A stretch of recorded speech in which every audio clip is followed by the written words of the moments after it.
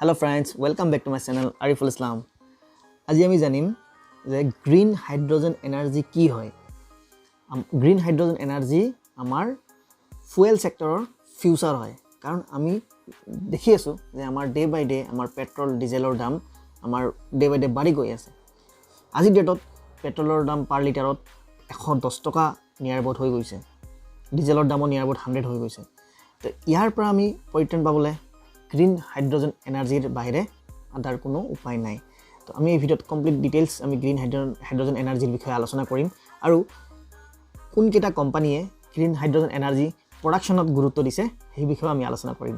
তো আপোনালোকে ভিডিঅ'টো স্কিপ নকৰিব, আদাৰৱাইজ আপোনালোকে গ্ৰীণ হাইড্ৰোজেন এনাৰ্জিৰ বিষয়ে বহুত গুৰুত্বপূৰ্ণ পইণ্ট আপোনালোকে মিছ কৰি দিব। বলক আমি ভিডিঅ'টো আৰম্ভ কৰোঁ। ৱেল, গ্ৰীণ হাইড্ৰোজেন এনাৰ্জি কি হয়?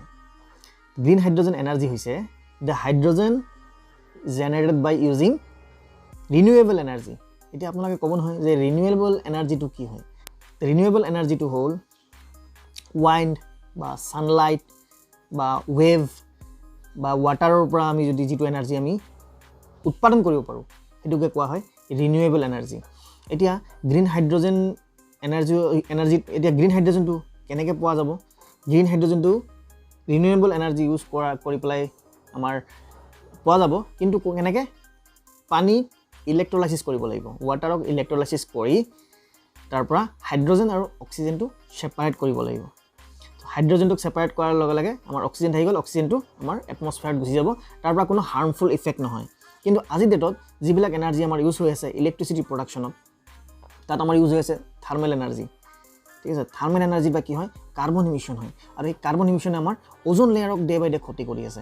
সেইকাৰণে গ্ৰীণ হাইড্ৰোজেন এনাৰ্জিৰ গুৰুত্বটো ডে বাই ডে বাঢ়ি গৈ আছে, কাৰণ ডে বাই ডে আমাৰ পেট্ৰলিয়াম প্ৰডাক্টৰ কি হৈ আছে? লাহে লাহে নাটনি হৈ গৈ আছে, সেইকাৰণে আমাৰ দামটোও বাঢ়ি গৈ আছে। তো ফিউচাৰত আমাৰ এটা এনেকুৱা দিন আহি যাব য'ত আমাৰ পেট্ৰলিয়াম প্ৰডাক্টছ একদম নোহোৱা হৈ যাব।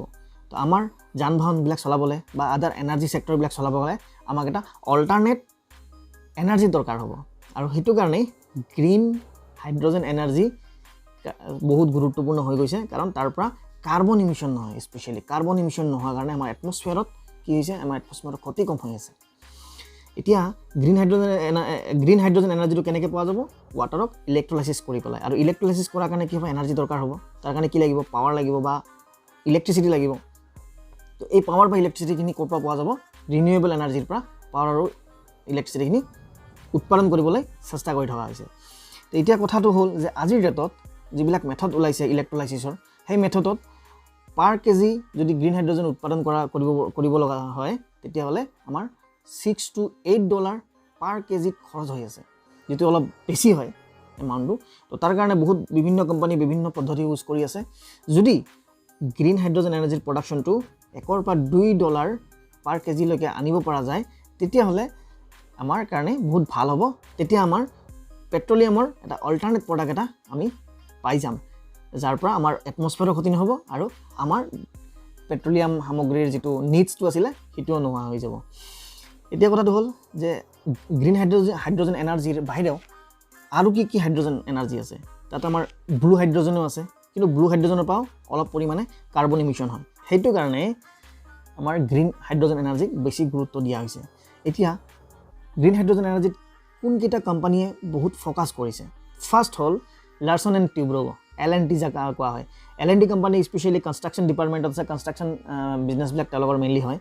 কিন্তু তেওঁলোকে হাজিৰা কমপ্লেক্সত তেওঁলোকৰ এটা নতুন প্লেণ্ট গ্ৰীণ হাইড্ৰোজেন এনাৰ্জিৰ ওপৰত বহাবলৈ গৈ আছে, য'ত তেওঁলোকে $10 to $15 বিলিয়ন তেওঁলোকে ইনভেষ্ট কৰিবলৈ গৈ আছে। ছেকেণ্ডটো হ'ল ৰিলায়েন্স ইণ্ডাষ্ট্ৰিজে $750 বিলিয়ন ইনভেষ্ট কৰিবলৈ গৈ আছে ইন নেক্সট 3 years। চাওক কিমান ফ'কাছ কৰিছে এই কোম্পানীবিলাকে। থাৰ্ডটো হ'ল Gas Authority of India limited.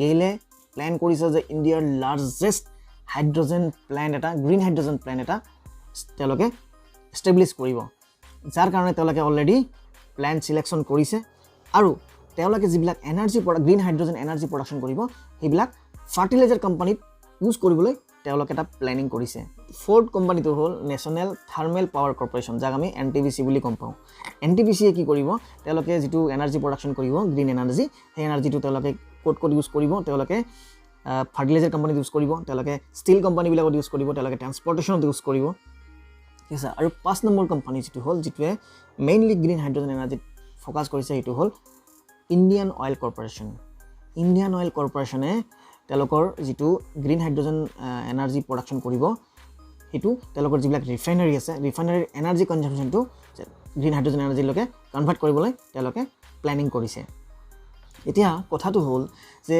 Green hydrogen energy government of ইণ্ডিয়াও ফ'কাছ কৰিছে কাৰণ পেট্ৰলিয়াম সামগ্ৰী ডে বাই ডে তেওঁলোক পেট্ৰলিয়াম সামগ্ৰীৰ কোৱান্টিটিটো লাহে লাহে কমি গৈ আছে দামটো বাঢ়ি গৈ আছে যিহেতু প্ৰডাকশ্যন কমি আছে তাৰ কাৰণে দামটো বাঢ়ি গৈ আছে যিটো জনসাধাৰণৰ কাৰণেও বহুত অসুবিধা হৈ গৈছে আৰু ইণ্ডিয়াৰ এনাৰ্জি ইম্পৰ্ট য'ত বাহিৰৰ পৰা এনাৰ্জি কিনি আনিব লাগে প্ৰতি বছৰৰ হ'ল $12 বিলিয়ন 12 বিলিয়ন ডলাৰ এনাৰ্জি টকাৰ ডলাৰ তাৰমানে $12 বিলিয়ন খৰচ কৰিবলৈ ইণ্ডিয়াই ইম্পৰ্ট কৰি আছে প্ৰত্যেক বছৰে বাহিৰৰ পৰা এনাৰ্জি সেইটো কাৰণে government of India green hydrogen এনাৰ্জিৰ পলিচি লৈ আহিছে যাতে ইণ্ডিয়া নিজে যাতে সেল্ফ ৰিলায়েণ্ট হয় সেল্ফ ডিপেণ্ডেণ্ট হয় কাৰো ওপৰত যাতে ডিপেণ্ড কৰিব লগা নহয় আৰু যিটো এনাৰ্জি কনজাম্পশ্যন আছে ইণ্ডিয়াৰ through green hydrogen energy 50% decrease কৰিবলৈ ট্ৰাই কৰিছে ইন 2030ৰ ভিতৰত 2030ৰ ভিতৰত যাতে 50% গ্ৰীণ হাইড্ৰজেন এনাৰ্জি তেওঁলোকে ইউজ কৰিব পাৰে যাতে আমাৰ ইম্পৰ্টটো কমি যায়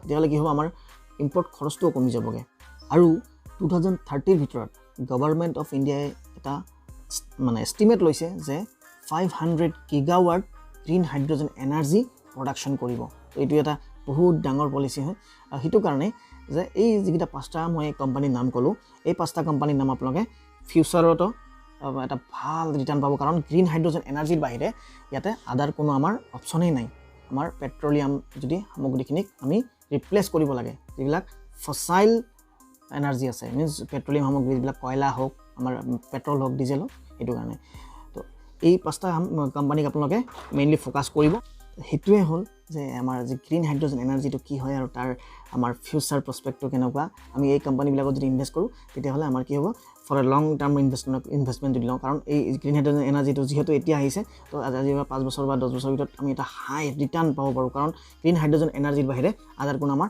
অপশ্যন নাই এনাৰ্জি চেক্টৰত তো আপোনালোকে যদি এই ইনফৰ্মেশ্যনটো কেনেকুৱা লাগিছে মোক কমেণ্ট বক্সত জনাব যদি ভাল লাগিছে সকলোৰে মাজত শ্বেয়াৰ কৰি দিয়ক আৰু নলেজ বিতৰণ কৰাটো খুবেই দৰকাৰী সকলোৰে নলেজটো হোৱা দৰকাৰ যাতে সকলোৱে ভাল জেগাত ইনভেষ্ট কৰি পেলাই নিজৰ ইনকামটো আমি আৰু বেছি বঢ়াব পাৰোঁ তো আপোনালোকে মোৰ চেনেলটো যদি ছাবস্ক্ৰাইব কৰা নাই তেতিয়াহ'লে ছাবস্ক্ৰাইব বাটনটো ক্লিক কৰি দিব আৰু লাইক এটা কৰি দিব আৰু নটিফিকেশ্যন বেলটো আপোনালোকে অন কৰি ৰাখিব কাৰণ যেতিয়া মই নতুন ভিডিঅ' লৈ আহোঁ আপোনালোকে যাতে সকলোতকৈ আগত মোৰ ভিডিঅ'বিলাক পায় তো আজিৰ কাৰণে ইমানেই অতি সোনকালে নতুন টপিক এটা লৈ পেলাই মই আকৌ আহি আছোঁ আপোনালোকৰ মাজত সকলোৱে ভালে থাকক বাই বাই